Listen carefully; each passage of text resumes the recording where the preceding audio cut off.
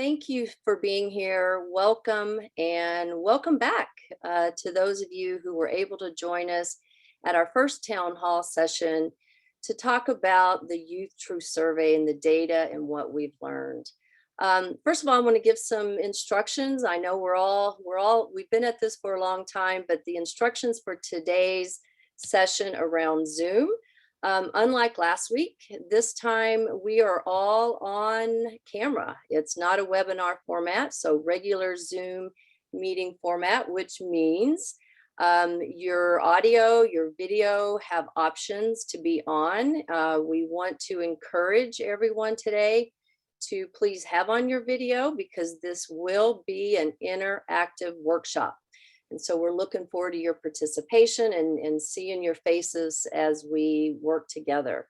Obviously, keep your microphones on mute throughout unless you are called upon to speak. If you have questions, comments, we will be utilizing the chat. And first off, I noticed some folks are already doing this, but please introduce yourself as soon as you come on in the chat, your name and the organization that you're with. So we are expecting close to 100 folks who are returning to this interactive workshop today, and we're very much looking forward to working with you all. Last week, if you were with us, you know that we did a data walk, and it was so proficiently and eloquently presented by Sonia Heisters with Youth Truth. We had an opportunity to get curious about the data, to have asked some questions. Not every question was answered, and the team here that's leading this project, we don't have all the answers. And I think you'll find at the end of today's session that we're really looking to the local leadership within your organizations and within our schools to work together to really address what we've learned and how we can best support community and wrap our arms around our students in our schools to move this work forward. What really stood out for all of us, I think we can all really point to the high levels of stress, anxiety, and depression that we heard coming from all levels of our students, as well as our parents and teachers. This is very difficult. The data and what we learned and what we heard is really hard to hear. And I know that we're all here for the same reasons. We want to make a difference. We want to support our students in helping them move forward. We want to make sure we don't lose sight of hope. As I said, the data was tough and challenging and depressing and sad in some ways. But I came across something from Jeff Duncan Andrade, who spoke at a counselors conference in 2018. And what I really like is how he talked about high school counselors or school counselors as hope dealers. And so to help set the context for today, let's think of ourselves as hope dealers and that we will be the light that shines hope for our students. And if you think about in these times of negativity, we are the people in our schools and in our communities who bring the optimism that instills hope when others may have lost or forgotten it. So today we're talking about community organizations, what we can do ourselves within our organizations and within our influence to help. So with that, I'm going to turn it over to Karen Demarest now with the Community Foundation, who is going to talk about what some of our assumptions are going into today and the rest of the work that we'll be doing throughout the session today. Great, thank you so much, Kathy. Brendan, let's go ahead and put the slide back that we were just on that shows our time together. I'll quickly go over that and then I'll go back to our assumptions. So we are here now doing some context setting. I'm going to talk about our operating assumptions as we go through. As Kathy said, this data is tough, so we're going to do a grounding activity. Then we have an educator panel, which is going to be really fascinating because we do need to learn from those who are on the ground with our kids, and we'll take some time to do that. Then we're going to identify the real need here. This data is sort of the presenting problem. We want to dig in a little bit deeper. Then we're going to take action, and that's where we're going to really be relying on you to contribute your ideas, tell us what you're doing, and then we'll go to the closing. So this is a packed agenda, and we're going to need you to help us. And one of the ways to do that is by contributing in the chat. So really important that we're all interactive. This is called an interactive workshop. So use the chat liberally to share your ideas, your comments, the feelings that are coming up, that sort of thing. Okay, so we'll go to the next slide. All right, our operating assumptions. First, as I said, the data that's presented here is the YouthTruth report. It represents the symptoms of what's going on for our students and their families, but we need to engage in further work to uncover the causes. We have to find the real problem. So I like to think of it this way. Imagine that you're out with a hose and you're gardening, and you suddenly don't have any water. You don't just throw the hose down and say, oh, there's no water. You go back and look for, what is preventing the water from coming? Is there a kink in the hose? You go back to find the actual problem. So that's what we need to do. This is the presenting problem. We need to dig in a little bit deeper. Okay, next. This is so fundamental to the whole process that we're talking about here, because we, as the ones who are bringing the data to you, we are not the ones that are going to, we're all going to take action, but we're not taking a leadership role. Don't wait to be told what to do. So the National Equity Project states that leadership is taking responsibility for what matters to you. So all of us are here because we're meant to take responsibility for what matters to you. Next. So while this is our last calendar meeting, this is the commencement of our work. It's not the culmination of our work. So this is the beginning of our work together, but we're not holding it. We're all doing it together. So this is the beginning. And finally, our last operating assumption is we must do this with, not to or for students and their families. As we work to address the areas of concern in the YouthTruth, we have to do it together. Again, I said it last time, I'll say it again, do nothing about me without me. So we need to include those who we're trying to serve, not for them or to them, but with them.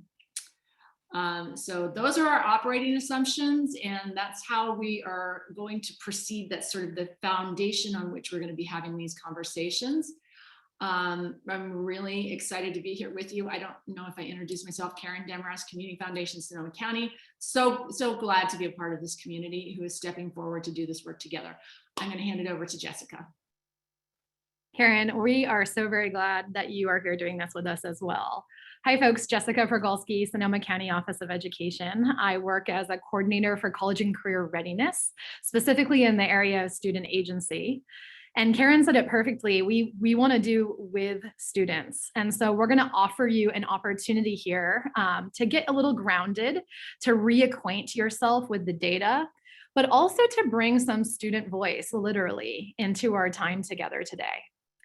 To do that, I want to remind you of the 6 areas of insight that Sonia so brilliantly and eloquently shared with us last time. This was about a week ago now, exactly a week ago now, in fact. Fire and COVID effects, housing, sense of belonging, obstacles to learning, mental health and well-being, and readiness for the future were all things that we talked about and learned more about from our students, educators, and the students' families. What I'd like to share with you now is some student voices that really represent some of those findings, that humanize it a little bit. And certainly this is not exhaustive. It's a short, about 3.5-minute video clip. But in the spirit of doing with students, let's bring them into the virtual room today. Whenever you're ready, Brandon.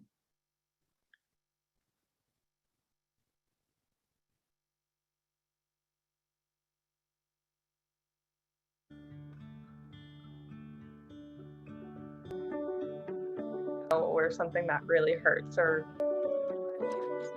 alert on your phone saying you're on evacuation warning, get ready to pack your bag, that makes it really hard just because of the reasons I talked about earlier. Just what's the point? Why does this matter in the grand scheme of things when my house may not be here tomorrow, when my grandma is now at risk because she has to go to like the Petaluma Fairgrounds or something to evacuate, and you can't keep 6 feet distance there,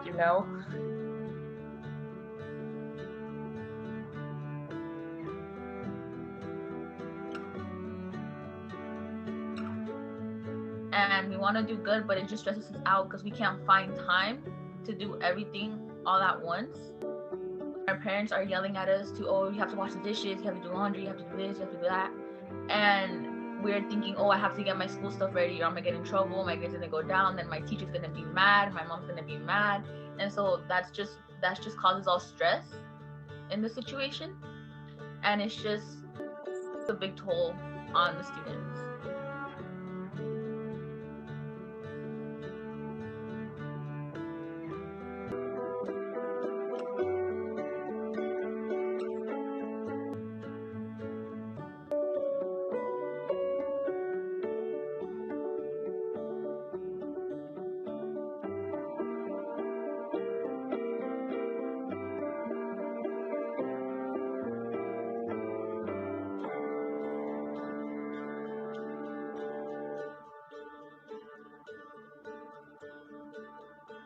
I'm stressed about the future because I'm gonna go to college in less than a year and I have to get applications done with distance learning and everything. So, I mean, it's a little bit difficult to do all that, and it makes sense that a lot of kids, the number one thing that's holding them back.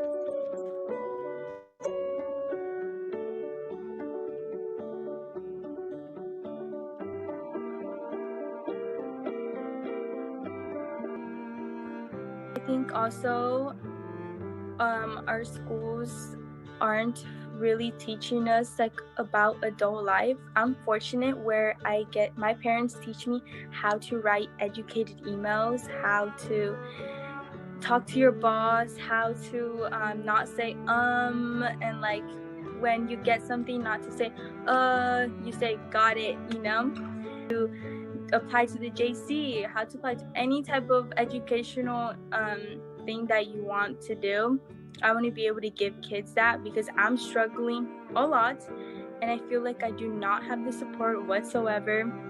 And I think that they should be able to give that support to anyone, not just kids with good GPAs, not kids who are in leadership. It should be for everybody.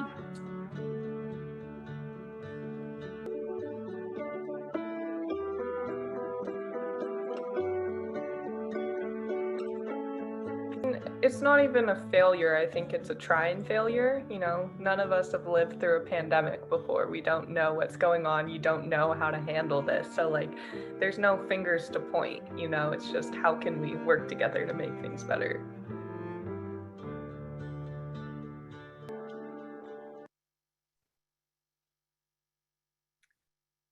Thank you, Brandon.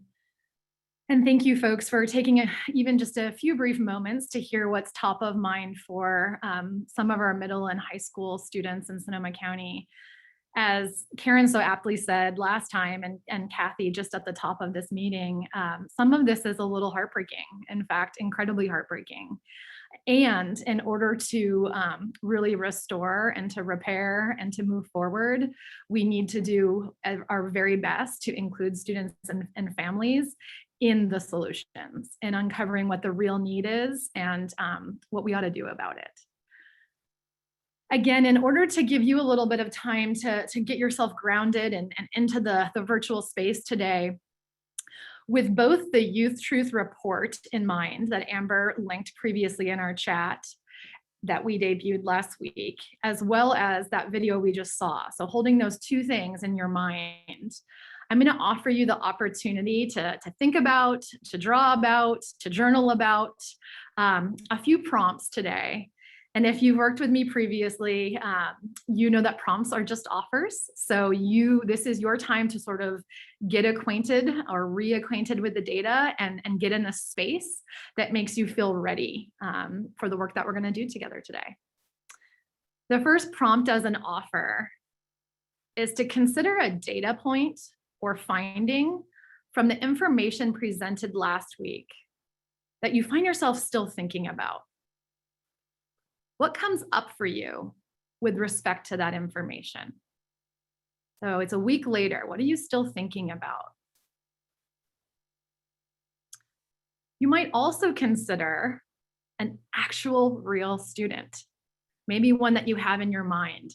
Usually the first student that comes to mind is the one that needs thinking about, especially by you for whatever reason today. Might be your own child. It might be somebody else's child, a family member's child or a friend's child, or it might be a particular individual that your community organization serves. Whoever it is, whoever came to mind, picture that student, hold them in your intention, and consider what it would look, what it would sound, what it would actually feel like. Be specific. If that student were thriving in the area that you previously identified is still sort of in your mind from the data, what would it look like for them to be thriving in that area? What would we hear? What would we see? What would we feel if that were the case?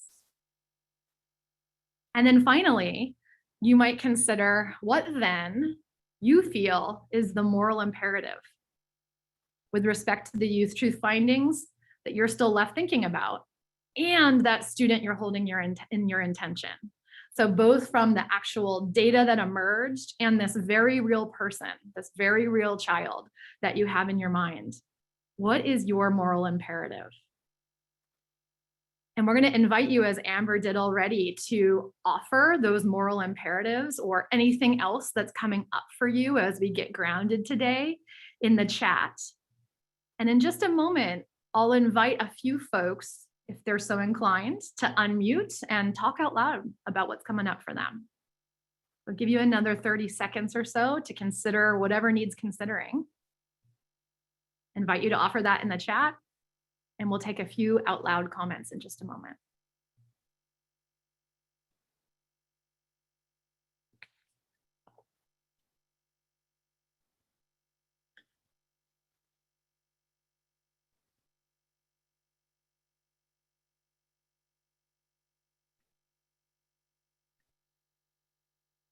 All right. Is there anybody who would like to speak out loud, to declare out loud sort of what's coming up for them? While we determine that, please definitely draw your attention to the chat. Lots of helpful contributions from Sarah and Erica and Megan and Dan, Richard, and many others about what's coming up for them today. I'm not seeing any hands raised. Oh, I do. Marcy, please unmute yourself and let us know what you're thinking about. Yeah, I mean, I'm Marcy. I'm starting a nonprofit enrichment program called Learn Your Way. I see a student engaged looking at me.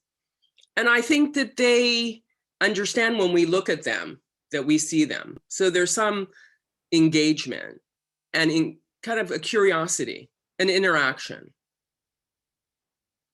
Thank you so very much. Sarah, it looks like you have something to offer as well.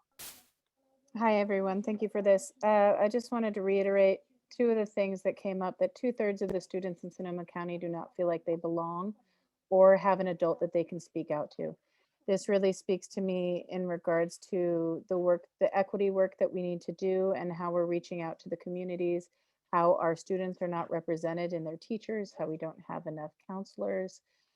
Counselors, I think, have a student population of 300 to 400 students load per year, which seems nuts to me. So that's what really kind of comes up to me, is that the voices of the students are not being heard so much because they don't have someone that they feel that they can really reach out to, or that their voices will be heard and then respected and honored. So thank you. That's all I wanted to say. Thank you, Sarah. Well, hopefully, if you haven't yet declared out loud, either in the chat or like our brave volunteers did, you will have an opportunity to bring what you're thinking about and what you feel is the moral imperative related to this work, what we owe the students in our community, to some of your future conversations today. Right now, I'm actually delighted to transition to bringing some actual educators into the room and to the forefront. We know that the data from the Youth Truth Report told us a tremendous lot about what it's like to be a student in Sonoma County right now. But we also know that schools can't solve those problems alone. We need, as educators, the community to support us in so many of those areas of insight. We'd love to spend some time with the educators here today to learn how we might best do that.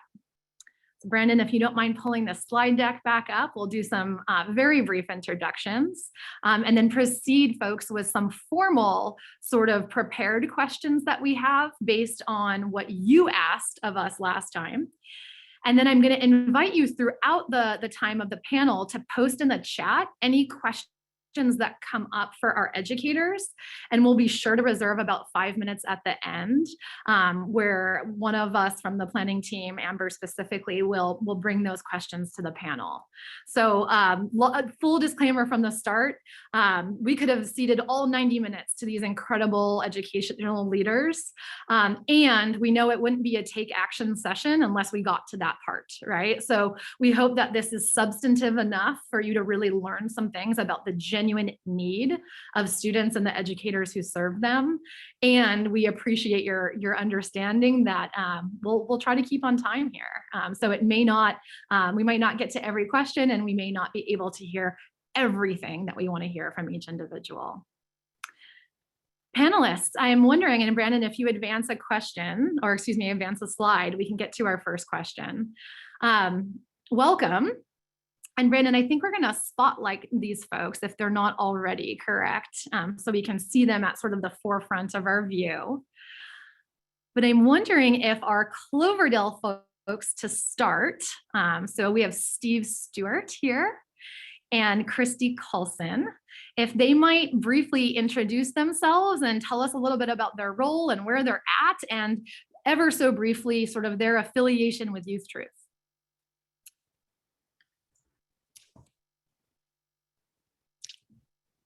All right, Chrissy, you want to go first? You want me to go first? Why don't you start, Steve? Okay. All right, good afternoon, everyone. My name is Steve Stewart. I am the vice principal here at Cloverdale High School.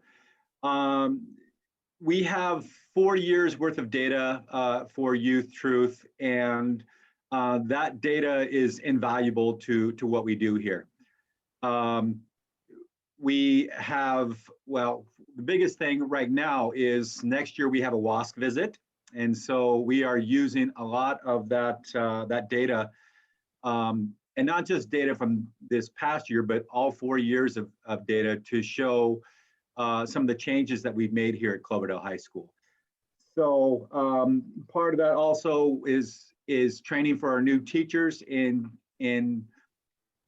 accessing the Youth Truth data and looking at that data. And again, how have we changed things? What have we done to improve things like engagement? We've integrated PBL this year with the help of Christy. And so they need to be trained in some of that work that we've done. So this has been very, very important to us. And that data has been very, very important to it. And it's not, again, 1 year data, but 4 years of data from the time the freshmen enter to the time that they leave. Those improvements has been very valuable to us as a staff. Thank you, Steve. Yeah. I'm gonna turn it over to Christy to see if she wants Sure. to introduce herself and add anything. You'll definitely have more opportunity to talk momentarily about Cloverdale and Youth Truth and what you're thinking about now. Christy. Sure. Thanks, Jessica and Steve. Good afternoon, everybody. My name is Christy Carlson. I am a teacher on loan from Cloverdale Unified, working at the Sonoma County Office of Education this year. But my experience with Youth Truth has been from the teacher perspective in analyzing data that has come from the Youth Truth survey, and then figuring out as a staff with my colleagues how we were going to use that and how to move forward with that information in mind to improve the well-being of our students. Thank you so much, Cloverdale team. How about Stephanie and representing Sassarini Elementary? Can you also please introduce yourself, say anything more you want about your role, and then anything about your sort of entry into the Youth Truth world? Sure. Hi, I'm Stephanie Jordan. I'm the principal of Sassarini Elementary School in Sonoma. Relatively new to the role of principal. I was a school psychologist for over 20 years prior. And so our district did Youth Truth once before in 2019, and we picked back up with it again in December of this year. And at Sassarini, we're doing a little extra on the Youth Truth as part of a grant that we have, where we took Youth Truth a bit further with surveying students. So typically we just survey students 3rd grade and up, and we did an interview version with Jessica's help of the Youth Truth for our youngest K 1st and 2nd students this year. So thank you, Stephanie. It was a delight. Can't wait to talk and learn more about that. And how about our Santa Rosa team? Dr. Guzman and Heidi, could you introduce yourselves, say more about your role, and anything about Santa Rosa's work with Youth Truth that you'd like to share? Thank you for having us. My name is Ana Guzman. I am the Assistant Superintendent in charge of teaching and learning for K-12. And with me, I have Heidi Pedrizzetti. She wants to say anything. She's our counselor on special assignment, our COSA, representing counselors in the district. She's an amazing partner here in our department. Currently, we are unpacking the Youth Truth data. We are in the process of writing new goals for our LCAP that are aligned to our new mission, vision, priorities set by the board.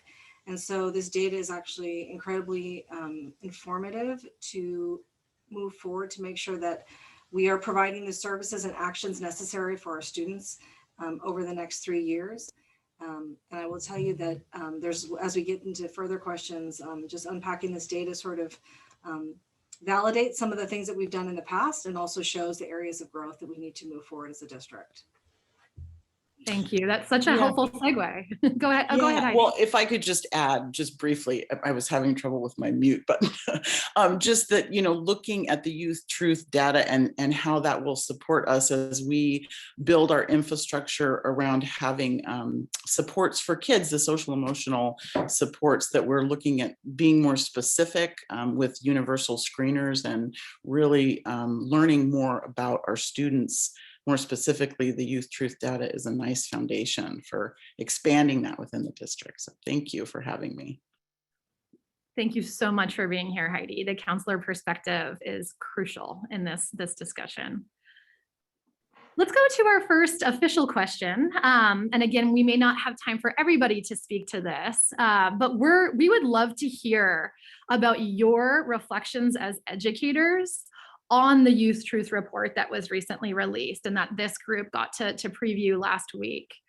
What feels especially true for you and the students you serve from that report? And can you be specific by providing an example for us from your own context, of course, preserving anonymity, but so that we can really, as a community, understand what this looks like for schools. And I'll let whoever would like to speak to that start.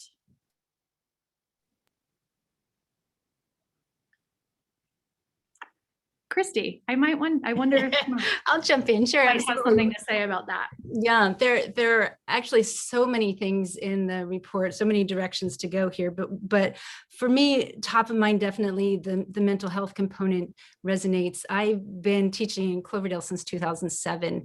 And even before the fires, before the pandemic, I was really noticing an increase my students struggling with mental health issues, students coming to me directly, personally talking about issues that we're having with depression, suicidal thoughts, and things like that. And through our Youth Truth data, one of the, maybe it was the second year, I can't remember exactly, Steve, but we really noticed that our junior girls in particular were struggling around that mental health piece in particular. So no question that what the data is showing is also what I was experiencing with my students. I mean, it was impacting everything from a young woman not being able to come to school to do her work because she was struggling so much with anxiety. And that was last year before we went on distance learning, that she was really, big chunks of time she was missing due to trying to cope with her mental health issues.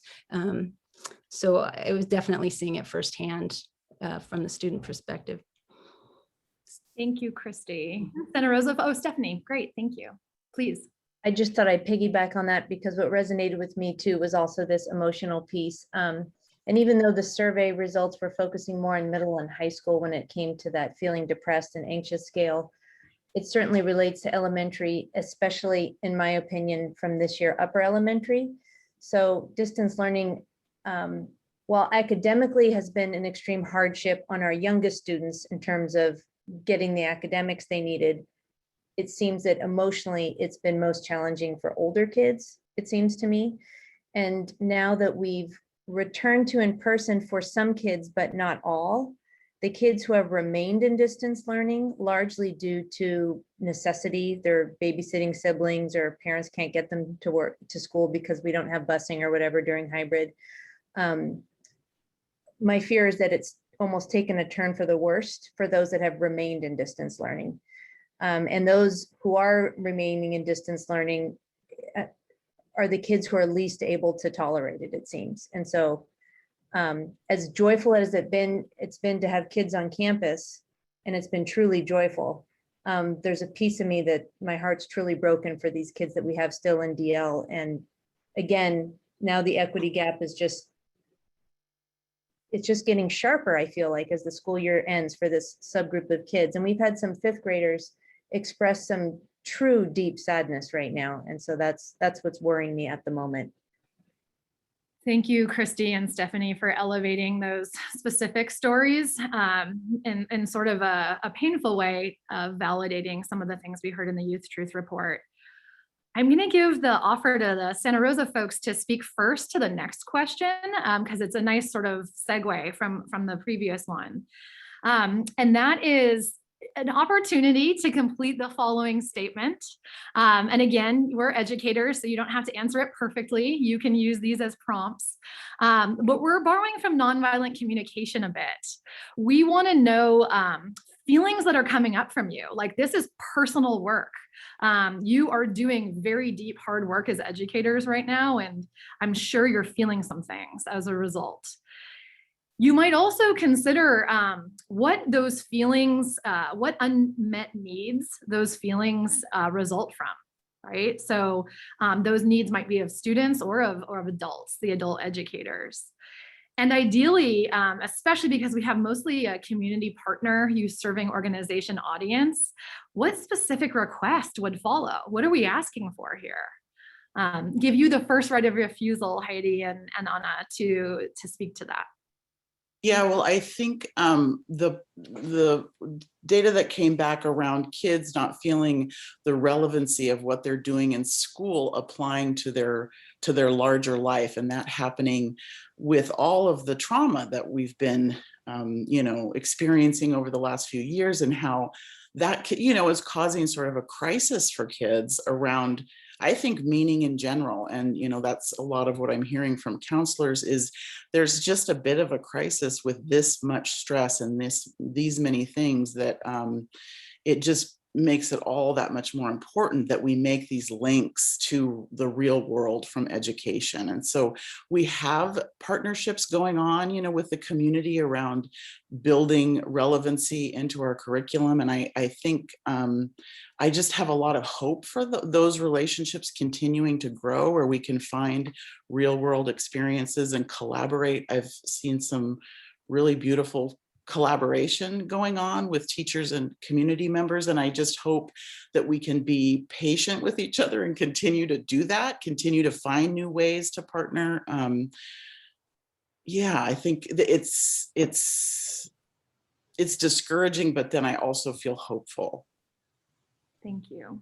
It sounds like a definite request for more community support and relevant opportunities for students. Yes. And I would say too, like, and this is probably for all districts, we are getting some additional funding from the state and the feds for summer programs. And I have seen a real step up from our community members in assisting us with creating activities and opportunities this summer. And the funding also continues for next year to really give kids a way to not just check in, you know, academically, but socially, emotionally as well.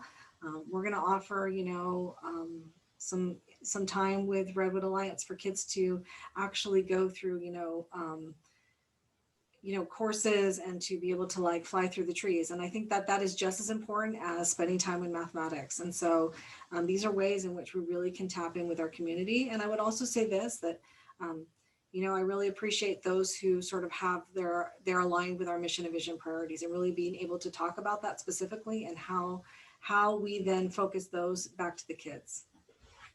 Thank you so much. I'm gonna proceed and bring us to our last established question or predetermined question, because I want to make sure we get to hear from all three school systems on this one. This one was crowdsourced specifically from this group last week.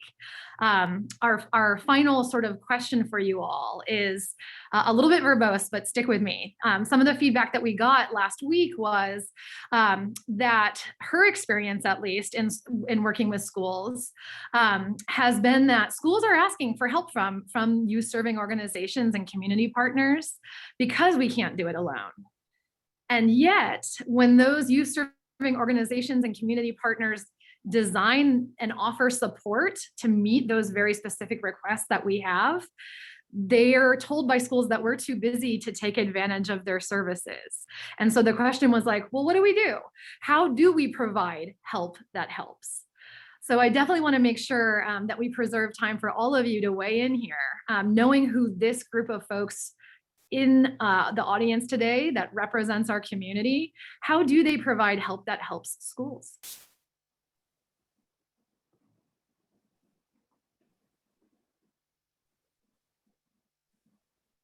I'm just kind of speaking off the cuff here.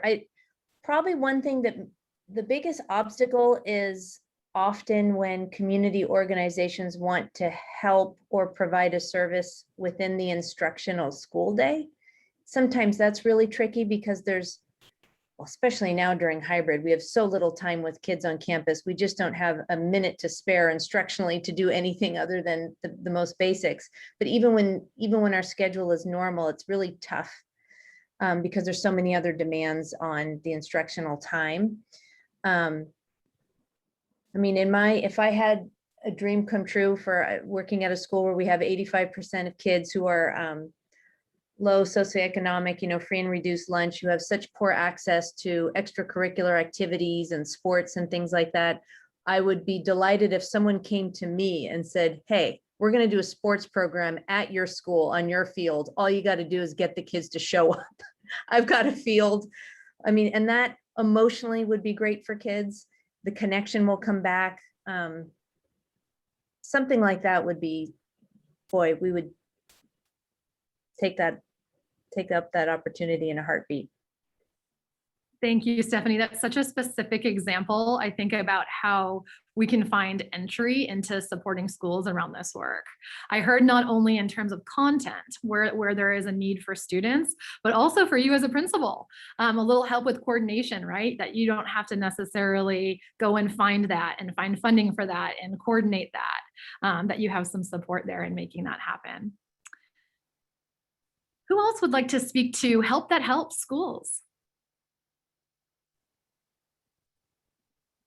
I would piggyback a little bit on what Stephanie was talking about timing, not just in terms of being aware of sort of the limitations around the time of a school day, but also timing is key in terms of when you're approaching, when you're asking collaboration with the school in terms of the year itself. Are we getting close to finals? Is it, we're coming up on winter break? Those are times when schools are really, really busy, teachers are really, really busy, and they're not going to be very responsive to requests. The other key thing that I was the work-based learning coordinator at Cloverdale High School for 4 or 5 years in there. And for me, what I learned in that role is and this also directly relates to the Youth Truth Survey data about readiness, is that there's really a need to build on our capacity to prepare our students for their lives outside of school, and connecting with community is the primary way that we do that. So please keep trying, first of all, but secondly, the building of relationships, I think, is critical in that work. That's what I learned as the work-based learning coordinator, that as community members, you need to know who it is on that site that is your person, that is your go-to. And so trying to identify who that is, it's not most likely going to be the principal at that site, even though that's the most public face that you see. So if you can identify, is it the counselor? Do they have a work-based learning coordinator? All of the high schools in Sonoma County have either a college and career counselor or a work-based learning coordinator that you can reach out to. And if they're not the person that can help you, they generally will know how to connect you to the person who can. And so I think that's a really sort of fundamental way of opening the door, and each site is a little bit different. So learning kind of how each site functions is another way to sort of build those relationships further. Thank you. Steve, Anna, Heidi, please go ahead. I wanted to jump in on that because I think that's a really good point. And knowing who on campus is your touch point. Yes, you're trying to say something to me. What's up? Yeah, hold on. So we're gonna, thank you so much. I apologize for interrupting you. We are gonna take questions and answers in just a moment from the audience, field some questions to have the panelists answer them. But I do wanna give Steve, Heidi, and Anna one more chance to speak to help that helps schools before we do that. So is there anything that you would like to say for this particular audience about the best ways that the community can be helpful to schools right now? I think I think that Anna put in the chat about June being a good time. It is, I mean, patience and repetition might be, just because like what Christy was saying, there are opportunities where we need to have relationships with the community and call people in to support. And I think relationships take time, and finding people to connect with is, to just reach out, find out who are the people on campus that could, and administrators can support with that, I think, really well, finding, making those connections. And what Stephanie said for me was what resonated. We only have so much time, and our time is so precious, especially in a comprehensive high school. There's so many demands. And so I would say for community members, don't give up, be that squeaky wheel, because if we don't get to it right then, because of just the demands of the job, if you continue to reach out to us, we'll get to it at some point. And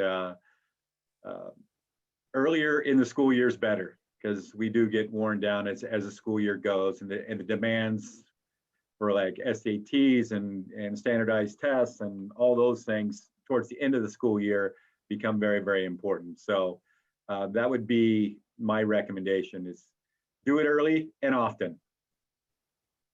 Thank you, Steve. Wise words by a site leader who probably fields more emails than most folks in a day. Well, I appreciate folks. I definitely got some feedback that it sounds like the community here is ready to engage in more conversation.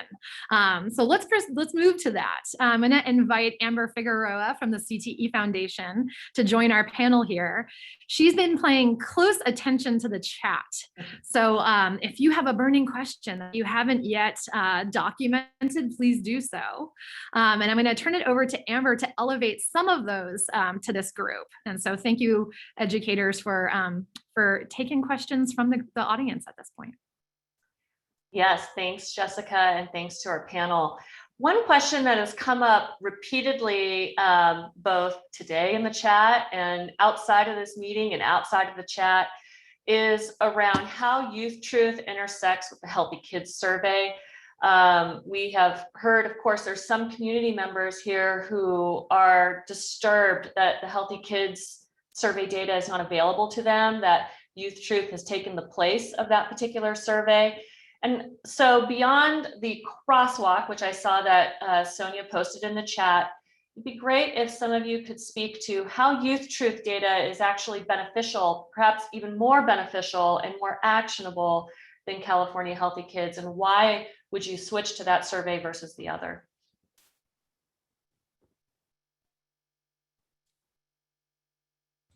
We can speak to it a little bit. I mean, obviously, I feel like it tells more of a story. And that story obviously is about the whole child. And I think that's really important when we're really looking at how we are providing services. I also think that it's Healthy Kids is for kids, right? But we're also getting snapshots of families and teachers and students from our totality of K-12. And so being able to weave those different type of stories and look at those data points from all three levels has been extremely beneficial to us, specifically when we use the Youth Truth data and we go out to our DLAC or our DAC groups, being able to show that from the different perspectives, I think has also been extremely important in how we decipher the data.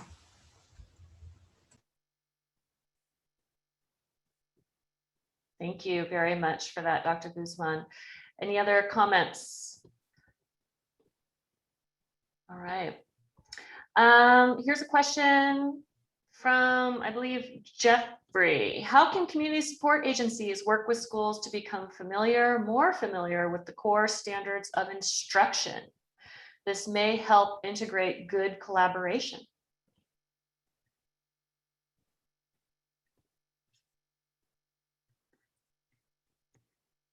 That's a great question. I love that question. I'm just thinking about trying to think of different ways we can do it. Certainly getting involved in some kind of work-based learning opportunity on a campus would, whether it's as a mentor or as a guest speaker or providing some feedback on projects, things like that, can familiarize you with some of the core academics that are, or the curricular goals of a particular site or class. We also have the Sonoma County Portrait of a Graduate, which was created in collaboration with the CTE Foundation, and maybe some of you who are actually on this call. And I think that's a great place to look at what the community has identified as the outcomes that we would like to see all of our high school graduates have when they leave our sites. And so that's a document that teachers use, that admin uses, that hopefully students are using, that the community can also use to say, look, we have this shared vision of what we want students to learn and take away. And so I think that would be a great place to start, actually, and in your collaboration with sites to use that as a tool too in your conversations. Just also advisory committees help a lot with that. Some of the work we've done with advisory committees in Santa Rosa City Schools has definitely made community members more aware of the standards and outcomes that teachers are working towards. Heidi, if folks in the audience don't know, can you give a brief synopsis of what an advisory committee is and how I'd become involved in one? Well, we have a CTE advisory committee that is different members of the community come together and talk about. We developed a program that was, working with developing soft skill kind of indicators and just talking about the need for soft skills in the workplace, and brought together a group of people that were just represented different industries, healthcare and finance, and talked about how to measure those things. And so advisory committees happen, usually through our district office, and there are different ones happening. How would you contact someone to get on an advisory committee? Oh, it feels like a trick question, but it sounds like maybe that's work for us to do as educators. Yes, to do the inviting, right? Yes, exactly. And I mean, I have to say, the pandemic has, of course, complicated things a little bit, but yeah, definitely opportunities there for sure. Well, I do know that most of you are coming from incredibly busy days where you have multiple competing demands in terms of caring for students and for staff and all of the other things that you're doing to support students and families in our community right now. So we are a couple minutes past time, and I want to allow you to get back to your days. But I have to give you the warmest thank you from the deep recesses of my heart for being here and really sharing what it's like for schools right now and what the needs are, so that hopefully our community can do the very best job they can in supporting us. Folks that are participating off the panel, if you don't mind sharing your appreciations, I see lots of virtual clapping and things like that. You can throw in the chat your appreciations. Steve, Christy, Heidi, Stephanie, Anna, thank you so very much for being here with us today. Yeah.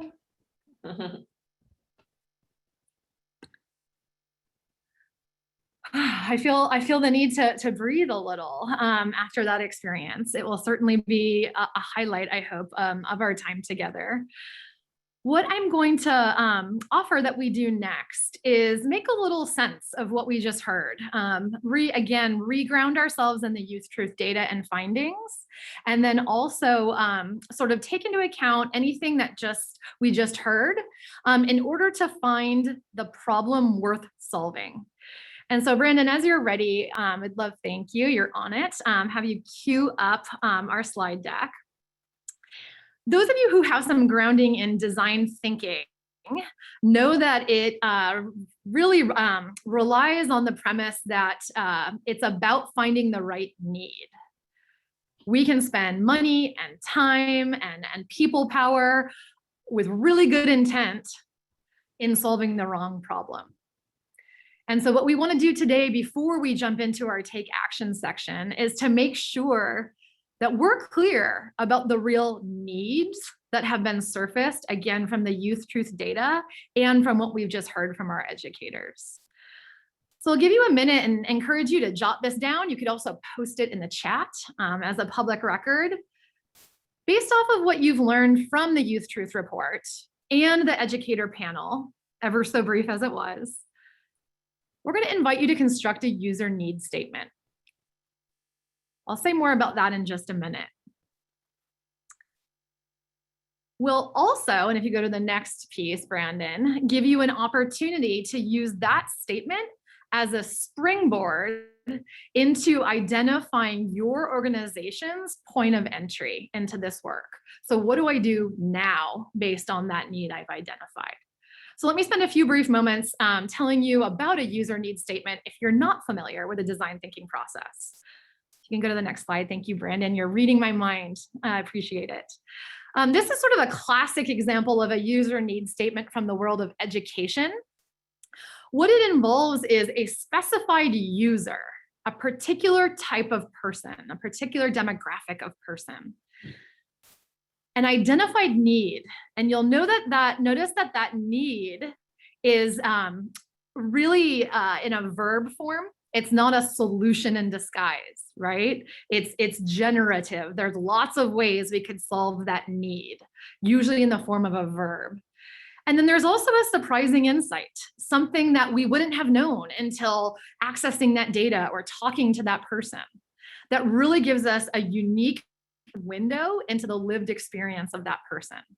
So in this case, as an example from education, one of the things that we had learned is that kinesthetic learners students that need to move in order to learn, in many cases expressed a need to feel free to move about in their classroom or otherwise.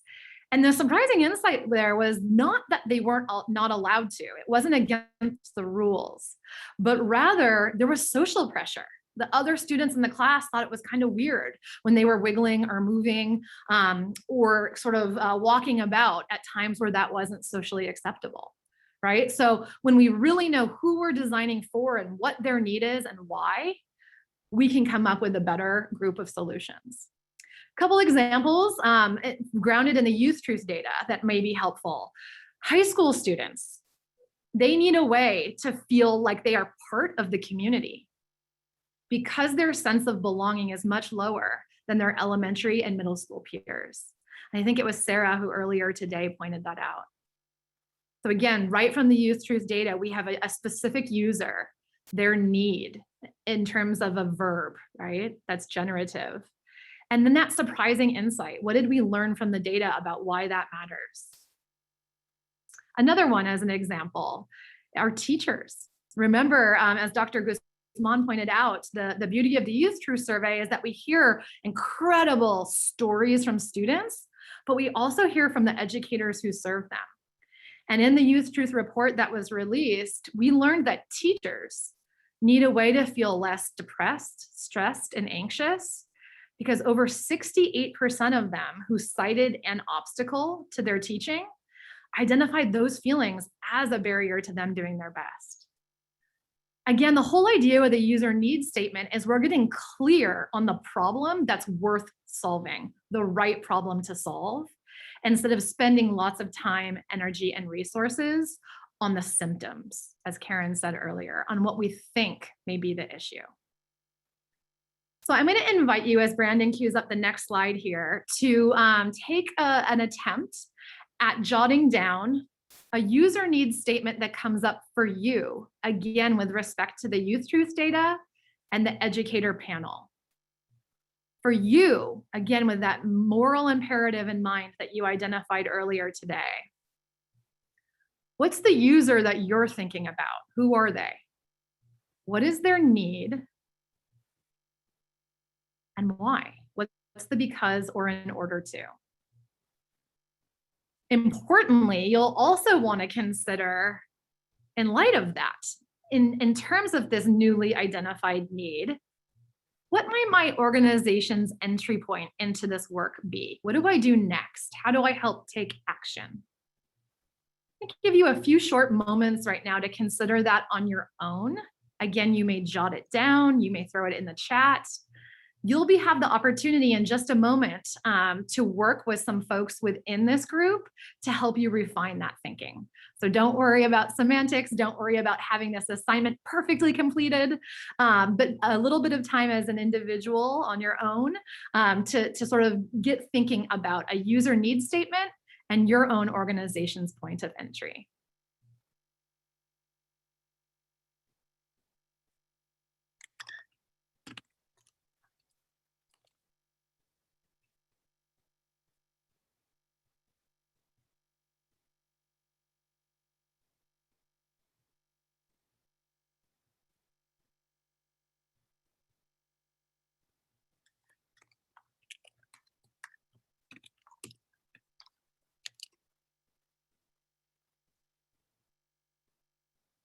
Thank you, Connie, for modeling a user needs statement.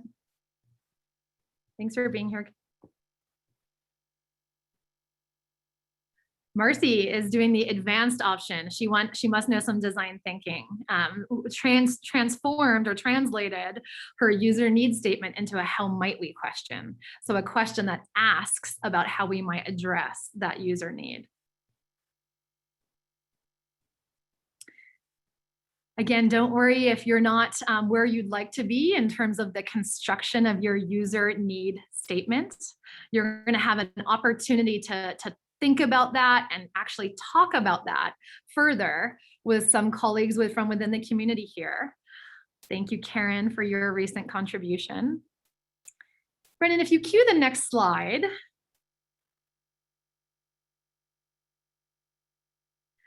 What we're going to offer you really for most of the time that we have remaining is to engage in a breakout room. You'll find yourself with about 3 or 4 other folks. And the opportunity in the time that you have together is to really access some resources and converse and discuss, again, to really determine your organization's point of entry. You're here because you're in a vital community partner. You serve youth in some way. We want to think about what you can do today to take action around this data.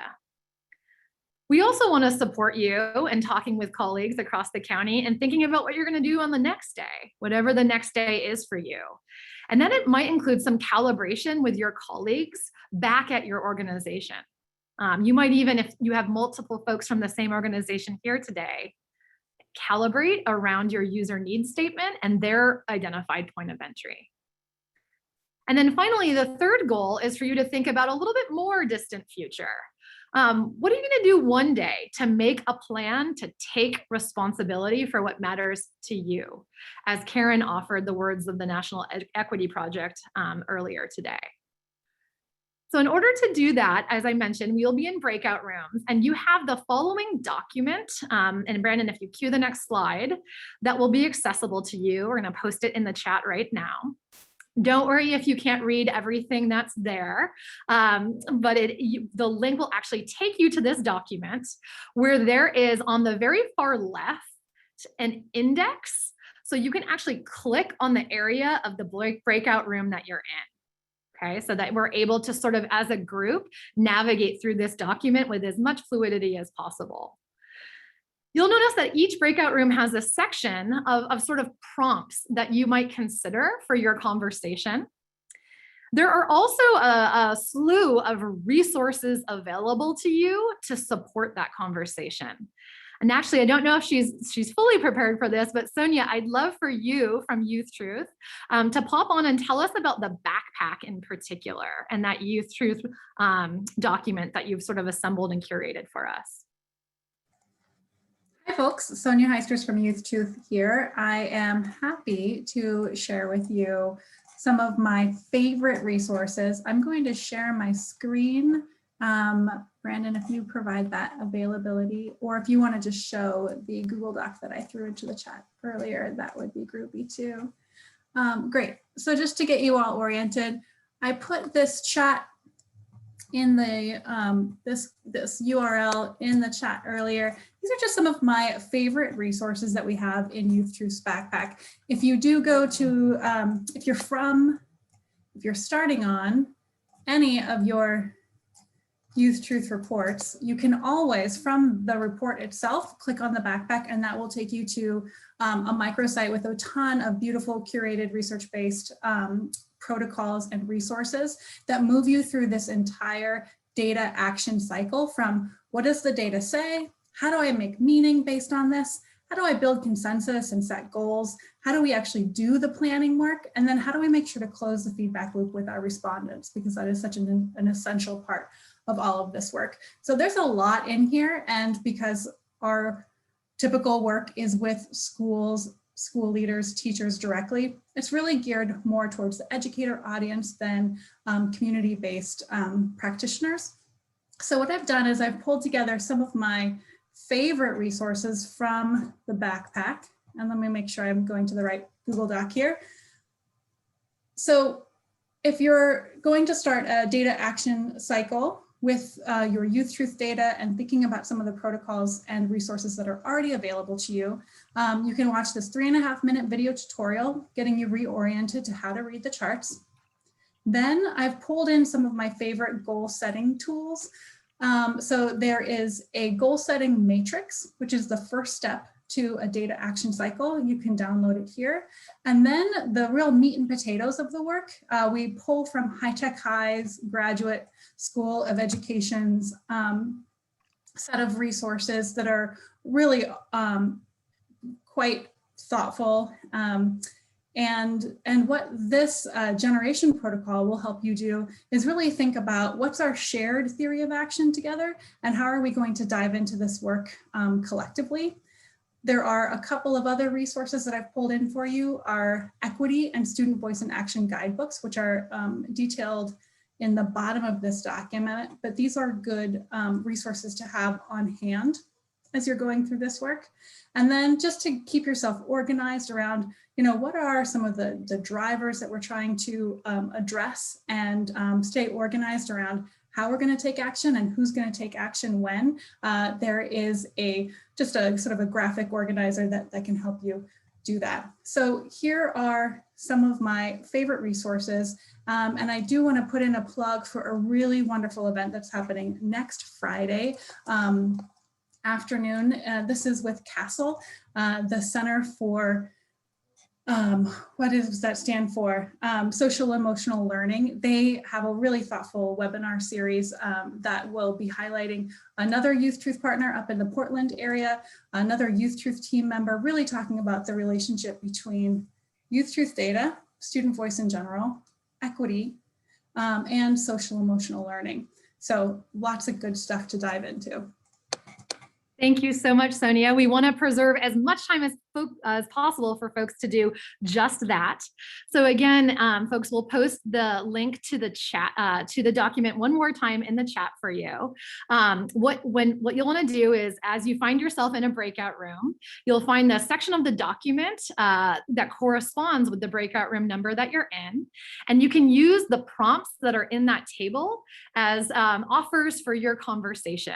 But ultimately, you want to use your colleagues throughout the county to really find your and your organization's point of entry into this work. We know that we do the best work when we're not in isolation. So please do document whatever you're able to discuss. This will be within this group a publicly facing document, and we want to hear what you're thinking about and what you're committing to.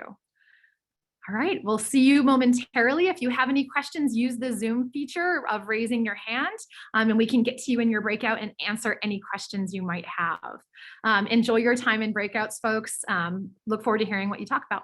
Thank you. Hello, everybody. Of course, there's never enough time to do the things you want to do, but this document is going to be available to you. We encourage you after this meeting ends to just continue to put that your thoughts in there. Let's give it a little bit more time. You can come back to it after the meeting or sometime the rest of the afternoon. But let's continue to do this work together. As we said at the top of the meeting, the people who are providing the data for you, Community Foundation, Sonoma County, CTE Foundation, Youth Truth, Cradle to Career, we're not actually here to start a new organization or start a new collaborative. We're here to give this information to you and inspire you with it. So one of the ways we are going to stay connected is through your contributions to the Google survey that we want you to start filling out right now. It's going to take you a couple minutes. The link is in the chat.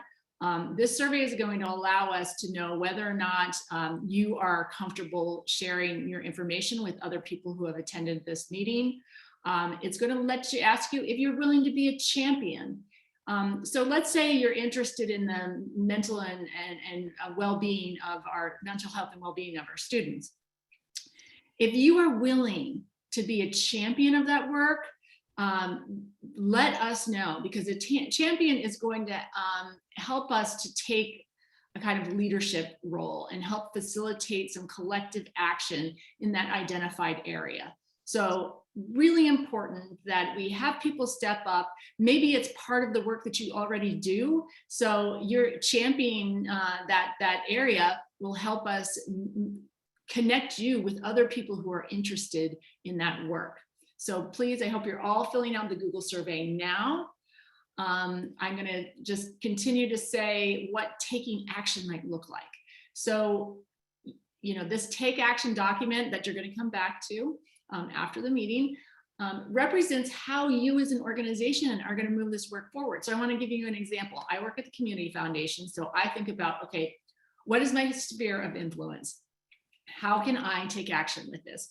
Here's a couple of examples. I also help steward the Sonoma County Vintners Foundation grant making. So when we were creating criteria for education this year, I used this data to present to them. And I said, look, the mental health and well-being of our students is top priority. So they said, yes, let's set that as a criteria for our grant making. And we're just about to make grants related to that area based on the data. So that's just an example. You look at your own sphere of influence, you bring it to your sphere of influence, and you try to get attention, move programming, put resources towards addressing this data.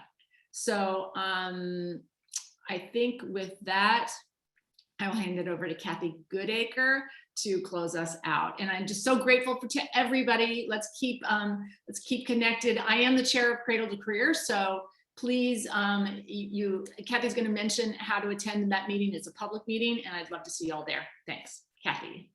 Excellent. Thank you, Karen. Thank you all for joining us today. And please continue, please complete this survey, the Google survey that we have up.